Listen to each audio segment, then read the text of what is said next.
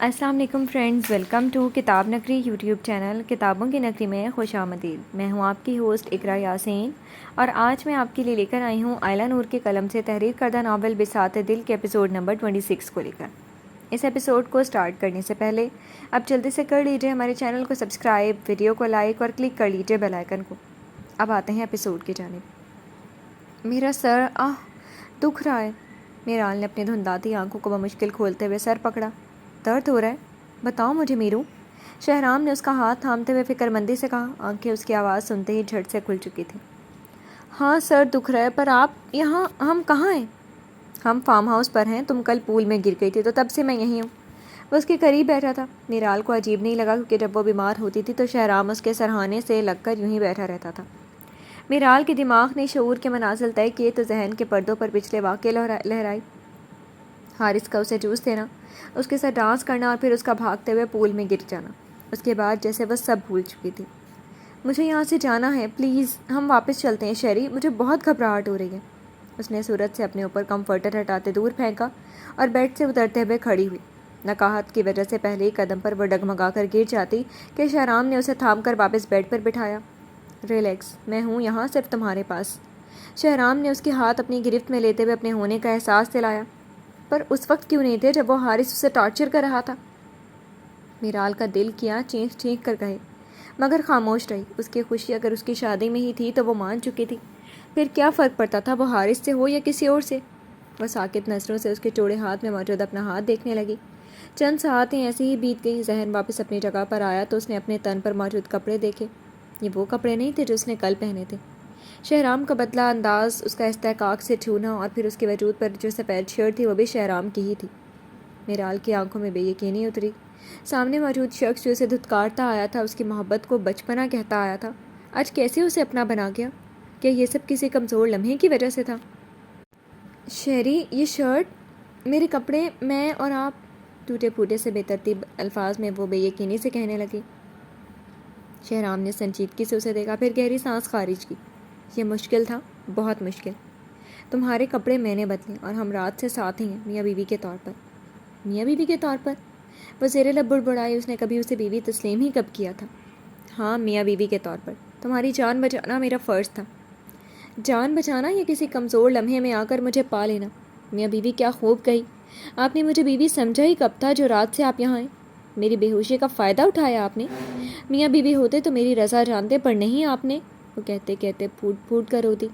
سرمئی آنکھوں کی جلتھل سے شہرام کا دل بے چین ہوا، پر اسے مزید ڈھیل دے کر وہ سر پر چڑھانا نہیں چاہتا تھا۔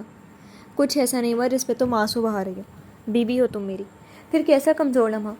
مرنے والی تھی تم، اندازہ ہے تمہیں اس بات کا؟ اپنی سانسیں تمہیں نہ دیتا تو مر جاتے۔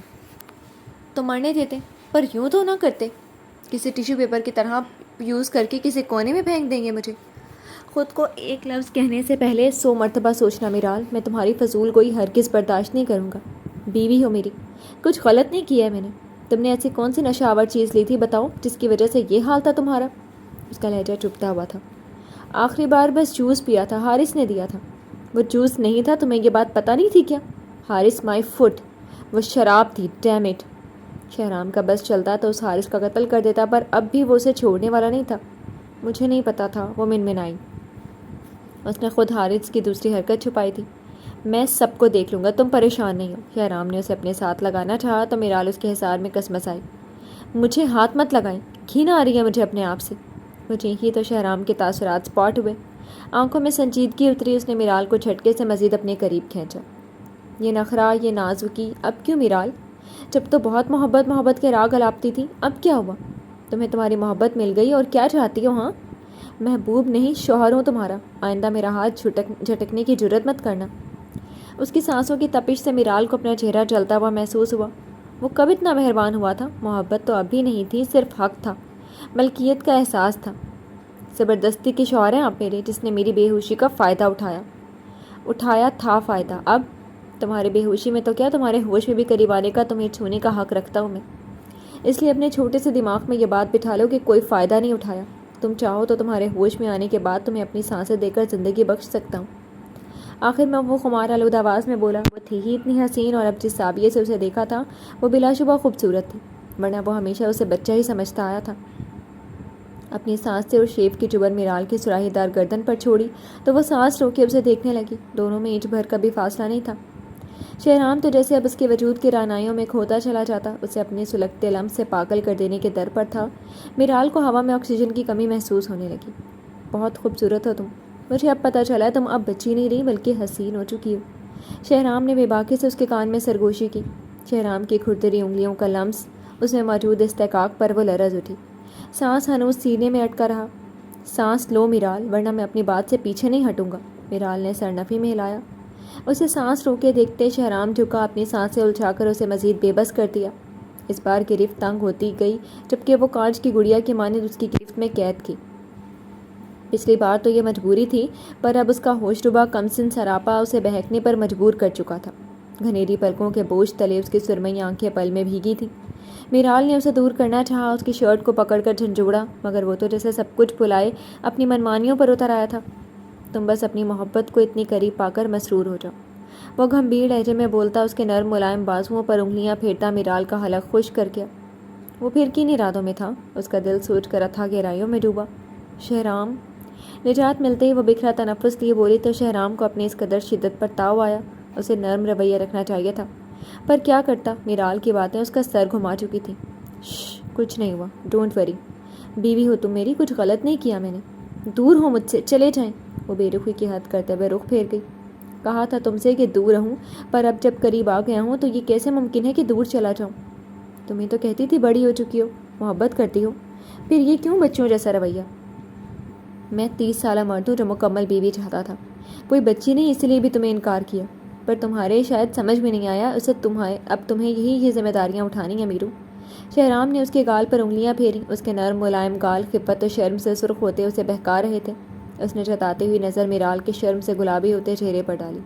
مجھے جانا ہے، جانے دے مجھے۔ وہ کسمساتے ہوئے فاصلہ بنا کر بیٹھی، رنگت خفت و شرم سے سرخ ہو رہی تھی۔ کہاں جانا ہے اتنی صبح صبح؟ شہرام نے ابروج کھا کر پوچھا۔ اس کا یہ روپ جان لیوا ثابت ہو رہا تھا۔ حارث کے پاس جانے دے مجھے۔ آپ کا مطلب پورا ہو گیا تو چھوڑ دے مجھے، اس سے شادی ہونے والی ہے میری اور اسی سے ہوگی۔ اپنے بولنے کے بعد اس کے خطرناک حد تک سپاٹ چہرے کو دیکھتے میرال کو اپنے کچھ غلط ہونے کا احساس ہوا۔ میرال، وہ خیز و خزب کی تصویر بنا حلق کے بل چلایا۔ میرال کے بڑھتے قدم تھمے۔ شہرام نے اسے کندھے سے دبوچ کر اپنے مقابل کیا۔ بیوی ہو تم میری، یہ بات تمہارے چھوٹے سے ذہن میں کیوں نہیں آ رہی؟ مطلب پورا کرنا ہوتا تو تب ہی کر لیتا جب تم میرے سامنے خود پیش تھی۔ آئندہ حارث کا نام زبان سے نکالا تو زبان کھینچ لوں گا میں۔ پہلے کی بات اور تھی، پر اب تم مجھ سے جڑی ہو، میری بیوی بن چکی ہو، میری عزت اور غیرت ہو۔ بہت محبت کرتی تھی تو کیا حارث کو دیکھنے کے بعد وہ محبت دفن ہو گئی؟ ہاں؟ اس کے لہجے کی کاٹ میرال کا دل کاٹ چکی تھی۔ یہ ناول آپ کتاب نگری یوٹیوب چینل پر پڑھ اور سن رہے ہیں۔ وہ کیسے اس کی توجہ کسی اور کی جانب برداشت کر لیتا؟ وہ تو شروع سے اپنے سوا اسے کسی سے دوستی نہیں کرنے دیتا تھا۔ وہ محبت آپ نے خود ختم کر دی تھی جب اپنے نکاح میں ہوتے ہوئے حارث سے شادی کے لیے کہا۔ دن رات میں تڑپی، پھر میں نے مان لیا کہ آپ میرے کبھی نہیں ہو سکتے، کیونکہ… وہ لہجہ بھر کو رکی۔ سسکیاں ہنوز جاری تھیں، سرمئی آنکھوں میں لال ڈورے انہیں مزید خوبصورت بنا رہے تھے۔ کیونکہ میں نے مان لیا کہ آپ حفصہ سے محبت کرتے ہیں۔ میں آپ کے لیے ہر انسان سے لڑ جاتی شہرام، پر میں اس ایک عورت کے مقابل نہیں آ سکتی تھی جسے آپ چاہتے ہیں۔ روتے ہوئے وہ وہیں بیٹھتی چلی گئی۔ کتنا مشکل تھا، کتنا اذیت ناک تھا یہ رقابت کا احساس۔ وہ اسے تو پا چکا تھا، پر اب کیا وہ اس کے لیے حفصہ کو چھوڑ دیتا؟ کبھی نہیں، وہ نہیں چھوڑتا۔ اس لیے بہتر تھا کہ وہ اپنی راہیں پہلے ہی جدا کر لی تھی۔ آپ پہلے مجھے طلاق دے رہے تھے نا، تب میں نے منع کر دیا۔ آج میں آپ سے طلاق کا مطالبہ کرتی ہوں، آزاد کر دیں خود کو اس بوجھ بنے رشتے سے۔ کبھی نہیں کروں گا آزاد، سنا تم نے؟ بیوی بن چکی ہو میری تم، اور اب تمہیں چھوڑ دینا میری غیرت کو گوارا نہیں۔ حفصہ سے میری کمٹمنٹ ہے، میں اس سے شادی ضرور کروں گا، پر تمہیں چھوڑ بھی نہیں سکتا۔ اب تم مسز شہرام آفندی ہو، یہ بات جتنی جلدی ایکسیپٹ کر لو بہتر ہے۔ پیکنگ کر لو ابھی، ہم کچھ دیر میں واپس جا رہے ہیں۔ بےسی سے کہتے وہ تن فن کرتا کمرے کا دروازہ دھڑ سے بند کیے جا چکا تھا۔ میرال کے کانوں میں اس کی آواز کی بازگشت ہو رہی تھی۔ کاش وہ یہاں نہ آتی تو یہ سب نہ ہوتا۔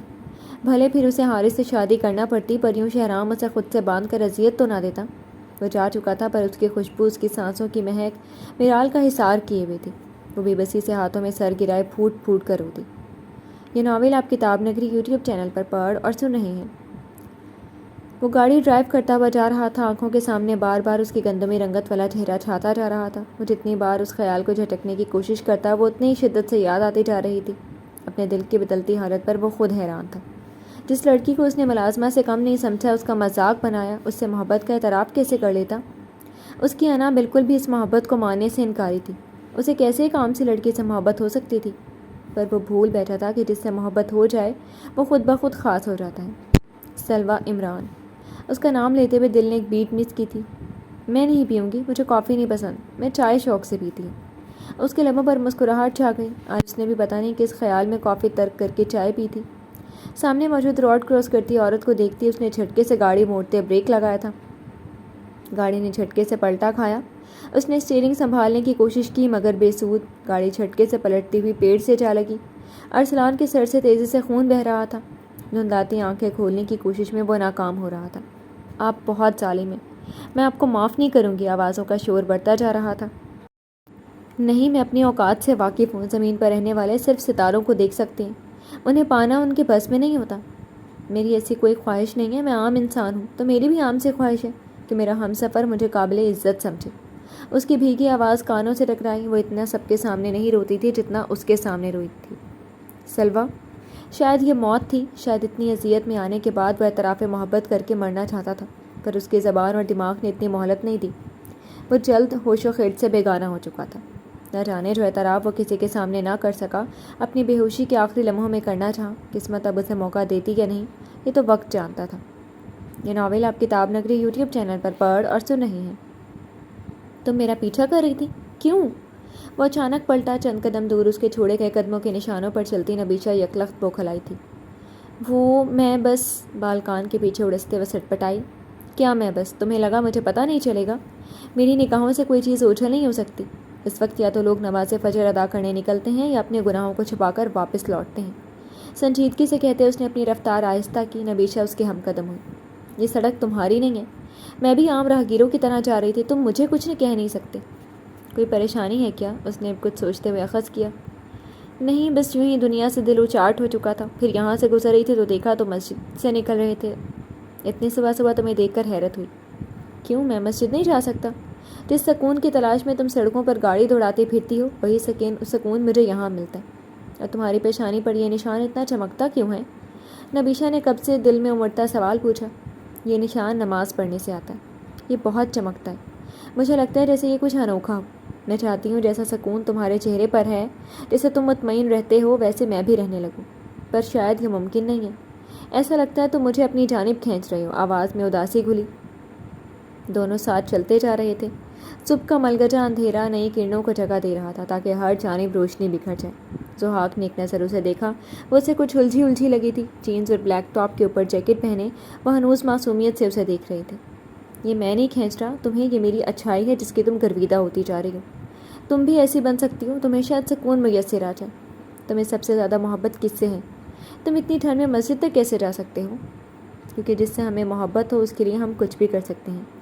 مجھے اللہ سے محبت ہے نبیشہ، تمہیں پتہ ہے انسان کی محبت رسوا کر دیتی ہے۔ دنیا کا اصول یہی ہے کہ جو آپ کو سب سے زیادہ چاہے آپ اسے چاہیں۔ بھلے اس دنیا میں مجھے خدا سے زیادہ کون چاہ سکتا ہے؟ کون میری مشکل میں مدد کر سکتا ہے جب ساری دنیا میرا ساتھ چھوڑ دیتی ہے؟ مجھے محبت ہے اس پاک ذات سے، اس لیے میں چاہتا ہوں کہ میں اس کا محبوب بندہ بن جاؤں، جس سے اللہ محبت کرے، جسے اللہ چاہے۔ اسی کوشش میں اس کی نظر میں بہتر بننے کے لیے میں ہر وہ کام کرتا ہوں جو اسے پسند ہے، پھر چاہے وہ میری پسند سے الگ ہو یا نہیں۔ میں یہ کوشش اپنی موت تک کرتے رہنا چاہتا ہوں۔ لہجہ دھیما مگر مستحکم تھا۔ نبیشہ کا دل اس کی جانب کھینچا چلا جا رہا تھا۔ رومان کا جملہ کان میں گونجا۔ عشق کرتا ہوں تم سے دیوانگی کی حد تک۔ نبیشہ نے سر جھٹکا۔ بھلے ساتھ چلتا مرد اس سے عشق کا دعوے دار نہیں تھا، پر کچھ اچھوتا نور تھا اس کے چہرے پر جو اسے اپنی جانب کھینچتا تھا۔ تم بہت اچھا بولتے ہو، پر میں شاید نہیں بول سکتی۔ لوگوں کو تمہیں بہت مغرور لگتی ہوں۔ میں نے تمہیں دیکھا ہے بہت غور سے، تمہارا باطن تمہارے ظاہر سے زیادہ خوبصورت ہے۔ لوگوں کے کہنے سے کچھ نہیں ہوتا، تم جو ان کو دکھاؤ گی دکھے گا۔ تمہیں بس اللہ کے سامنے پریٹینڈ کرنے کی ضرورت نہیں ہے، تم جیسی ہو وہ جانتا ہے۔ میں بھی جانتا ہوں تم رحم دل ہو، تم جیسا دکھاتی ہو ویسی ہو نہیں۔ کیا تمہیں میں اچھی لگتی ہوں؟ سوال اچانک اور بے ساختہ تھا۔ ضحاک ایک پل کے لیے اسے دیکھتا رہ گیا۔ وہ حسین تھی، مغرور تھی، انا ذاتی تھی، پر دل اس کی جانب ہمکتا تھا۔ اس کے ہر برے فعل پر کٹتا تھا، دل چاہتا تھا اس کے ہر برے فعل کو ختم کرتے، اسے اپنے رنگ میں رنگ دے۔ جس چیز کا اعتراف وہ اپنے دوستوں کے سامنے کر چکا تھا اس لڑکی کے آگے کہنے سے قاصر تھا۔ وہ شہزادی تھی، محلوں میں رہنے کی عادی، اور وہ کہاں ایک عام سے سرکاری ملازم۔ کیا میں اچھی نہیں ہوں یا پیاری نہیں ہوں؟ ضحاک نے پہلے تو جواب نہیں دیا تھا، پر اب وہ اس کے مقابل آ کر کھڑی ہو چکی تھی۔ اس نے گہری سانس خارج کی۔ تم اچھی ہو تو تم مجھ سے شادی کر لو۔ جو اچھا لگتا ہے اسے شادی کر لینی چاہیے وقت رہتے، پھر اب تمہاری عمر بھی ہو رہی ہے۔ اوہ ہیلو، میری کوئی عمر نہیں ہوئی، اچھا خاصا جوان ہوں میں، لڑکیاں مرتی ہیں مجھ پر۔ تم مجھے اچھی لگتی ہو، پر میں تو تمہیں زہر لگتا ہوں نا، پھر یہ شادی نہیں ہو سکتی۔ اور میں اپنے خدا کے بعد اپنی ماں سے بہت محبت کرتا ہوں، ان کی مرضی کے بغیر میں کوئی قدم نہیں اٹھا سکتا۔ اس نے جانچتی نگاہوں سے نبیشہ کو دیکھا جس کے چہرے پر پریشانی پھیل چکی تھی۔ تم بھی مجھے اتنے برے نہیں لگتے، میں انہیں بھی راضی کر لوں گی۔ انہیں کیسی لڑکی چاہیے؟ اشتیاق آنکھوں میں لیے پوچھا۔ وہ شاید جانتی تھی کہ اس کا باپ جلد یا بدیر کسی سے بھی اسے باندھ دے گا۔ وہ اپنے باپ جیسا ہم سفر نہیں چاہتی تھی، ضحاک ہی تھا جو اسے تحفظ فراہم کر سکتا تھا۔ انہیں بالکل مشرقی لڑکی چاہیے، قمیض شلوار میں ملبوس، کاجل لگاتی ہو، نت نئے کھانے بنانے آتے ہوں، خوش اخلاق ہو اور دینی ہو، اور ان کے گھر کو جنت بنا دے۔ میں کپڑے دوسرے پہن لوں گی اور کھانا تو یوٹیوب سے دیکھ کر بنانا سیکھا جا سکتا ہے۔ اب خوش اخلاقی کے لیے میں اچھا بیہیو کر سکتی ہوں، پر ہر وقت اپنے دانت نہیں دکھا سکتی۔ دین تم مجھے سکھا دینا تاکہ تمہارا گھر جنت بن جائے۔ یعنی تم نے مجھ سے شادی کا مکمل ارادہ کر لیا؟ میڈم میں غریب انسان ہوں، تمہارا جتنا ایک دن کا خرچہ ہے نا اتنی میری پوری مہینے کی سیلری ہے۔ مزاحیہ انداز میں اپنی حیثیت جتا چکا تھا۔ میں مینیج کر لوں گی، پھر یہ اتنا بڑا بزنس میرا ہی ہے ڈیڈ کے بعد۔ تم مجھے بھی اپنا جیسا اچھا کر دو، جیسا تمہارا چہرہ نور سے چمکتا ہے وہی چمک مجھے بھی چاہیے۔ وہ آنکھوں میں حسرت لیے بولی تو ضحاک ایک قدم اس کی جانب بڑھا۔ میری ماں کو بہو اور مجھے بیوی چاہیے۔ تم اس پر پوری اترتی تو نہیں ہو، پر ایڈجسٹ کیا جا سکتا ہے۔ میں ویسی بن جاؤں گی جیسے لڑکی تمہیں اور انہیں چاہیے۔ تم بھی مجھ سے محبت کرنے لگو گے۔ وہ کیا بتاتا کہ وہ تو کب سے اسے چاہتا ہے۔ محبت کی منزلیں طے کرنے کے بعد عشق تک بات جا پہنچی ہے۔ ٹھیک ہے، پھر جب ملنا، جب تم اسی راستے پر چلو جس پر میں چلتا ہوں، باقی تمہیں خود میں اپنے رنگ میں رنگ لوں گا۔ اسے راہ راست پر لانے کا یہی ایک طریقہ تھا۔ وہ اظہار کر دیتا تو وہ راہ راست پر چلنے کی کوشش چھوڑ دیتی۔ محبوب وہ انسان ہوتا ہے جس کے لیے انسان کچھ بھی کرنے کو تیار ہو۔ نبیشہ بھی اپنی محبت ثابت کرنے کے لیے کچھ بھی کر جاتی۔ ٹھیک ہے، پھر ملیں گے ٹھرکی پولیس والے۔ آخر میں وہ کھلکھلائی، اس کی مسکان ساری فکروں سے پاک تھی۔ وہ دنیا کے لیے جیسی بھی تھی، مغرور انا پرور، پر ضحاک نے اس کا دل دیکھا تھا، اسی سے تو وہ محبت کر بیٹھا تھا۔ وہ اپنے اوپر خول چڑھائے رکھتی تھی، ورنہ لوگ کب کا اسے کمزور سمجھ کر نکل جاتے۔ اس خول کے پیچھے ایک خوبصورت دل رکھنے والی لڑکی چھپی تھی۔ کافی شریف النفس انسان ہوں میں، یہ تو تم ہو جو مجھے بہکاتی ہو، پھر خود ہی ٹھرکی کہتی ہو۔ وہ مصنوعی ناراضگی جتا کر بولا۔ صبح کا اجالا چاروں طرف پھیلتا جا رہا تھا، نئی کرنیں رات کی تاریکی کو خیر آباد کہہ رہی تھی۔ اب میری کیا غلطی؟ تمہیں خود شوق ہے بہکنے کا، اب جانے دو مجھے۔ میں نے کون سا تمہارا ہاتھ پکڑا ہے، جاؤ۔ وہ دونوں اب ضحاک کے گھر کے آگے کھڑے تھے۔ کلف لگے نیلے شلوار قمیض میں ملبوس وہ بھی فجر کی نماز ادا کر کے واپس لوٹ رہا تھا۔ جا رہی ہوں، لیکن واپس آنے کے لیے۔ کل تم سے اور تمہاری موم سے ملنے آؤں گی، تمہاری پسند میں ڈھل کر۔ وہ کھلکھلاتے ہوئے دو انگلیوں کا سلام پیش کرتے واپس پلٹی۔ ضحاک کے لیے اس کا پل پل بدلتا مزاج حیران کن تھا، پھر اس کا خود ہی شادی کی بات کرنا بھی۔ اس نے نبیشہ کو دور جاتے دیکھا، وہ اپنی گاڑی میں اب بیٹھ چکی تھی۔ ضحاک نے بھی اندر کی راہ لی۔ یہ ناول آپ کتاب نگری یوٹیوب چینل پر پڑھ اور سن رہی ہیں۔ میں کہاں ہوں، بچاؤ مجھے، کوئی ہے؟ وہ اپنا دکھتا سر سنبھالتے ہوئے ہوش میں آئی تو خود کو ایک جہازی سائز بیڈ پر پایا۔ اسے تو بس اتنا یاد تھا کہ وہ دوسرے دن ضحاک کی پسند میں ڈھلی اس کے گھر جانے کے لیے تیار تھی۔ ڈرائیونگ کرتے ہوئے اس کے ہونٹ مسلسل مسکرا رہے تھے۔ رومان کی گارڈز کی مسلسل نظر اس پر تھی، وہ کہاں جاتی ہے کہاں نہیں۔ اس کی حفاظت کے لیے عام حلیے میں بھی وہ اس کی حفاظت کے لیے ہمہ وقت موجود تھے۔ کہاں ہو؟ ماما اور میں کب سے تمہارا ویٹ کر رہے ہیں۔ آ رہی ہوں، بس تم تھوڑا انتظار کر لو، سنا انتظار کروانے سے اہمیت بڑھتی ہے، وہ مسکاتے ہوئے بولی۔ خود کو ایک نظر شیشے میں دیکھا تو پلکیں لرز اٹھی۔ مشرقی لباس میں ملبوس، بالوں کو پشت پر کھلا چھوڑے وہ حسین لگ رہی تھی۔ تم نے میرا پسندیدہ رنگ پہنا ہوگا، یقیناً میں تمہیں دیکھنے کا منتظر ہوں، کالی پری۔ تمہاری پسند ناپسند سے واقف ہوں میں، خبردار جو مجھے کالی پری کہا۔ یعنی تم نے ضرور بلیک پہنا ہے، اس کی مسکراتی ہوئی آواز محسوس کرتے نبیشہ چینپ گئی۔ اچھا اب کال رکھو، میں بس پہنچنے والی ہوں، ڈرائیو کر رہی ہوں۔ اسے ڈپٹتے ہوئے کال رکھتے نبیشہ نے گاڑی ایک مشہور بیکری کے سامنے روکی۔ وہ اندر گئی اور اپنے پسندیدہ کافی کیک کے ساتھ کچھ مزید چیزوں کو آرڈر دیا۔ ابھی وہ کھڑی کھڑی میں وقت دیکھ ہی رہی تھی کہ اچانک بیکری میں بھگدڑ مچ گئی۔ آگ لگ چکی ہے، بھاگ وہ پیچھے کے گیٹ کی طرف۔ ہر طرف افراتفری پھیل چکی تھی۔ میڈم یہاں چلیں، ایک آدمی اسے دوسرے ایگزٹ دروازے کی طرف اشارہ کرتے ہوئے بولا تو نبیشہ بھی بوکھلاتے ہوئے اس کے ساتھ چلی۔ وہ کوئی ایگزٹ روم نہیں تھا، وہ کوئی خالی کمرہ تھا جو اس کے اندر آنے سے لاک ہو چکا تھا۔ نبیشہ کو اپنی غلطی کا احساس ہوا، تب تک بہت دیر ہو چکی تھی۔ وہ آدمی اسے بے ہوش کر چکا تھا۔ جب اس نے ہوش سنبھالے تو خود کو عالیشان کمرے میں پایا۔ گڈ ایوننگ ملیکا، لگتا ہے تمہاری نیند اچھے سے پوری ہوئی ہوگی۔ بھاری آواز کمرے میں داخل ہوتے مرد کی گونجی تو نبیشہ کی آنکھیں پھٹی کی پھٹی رہ گئیں۔ تم؟ وہ محض اتنا کہہ سکی۔ یہ کون سی نئی مصیبت تھی؟ ضحاک اس کا انتظار کرتے کرتے یقیناً متنفر ہو چکا ہوگا۔ جی تو فرینڈز، کیسی لگی آپ کو آج کے ایپیسوڈ؟ کمنٹ سیکشن میں ضرور بتائیے گا۔ پھر حاضر ہوں گے ناول کے نیکسٹ ایپیسوڈ کے ساتھ۔ تب تک کے لیے اجازت دیجیے۔ شکریہ، اللہ حافظ۔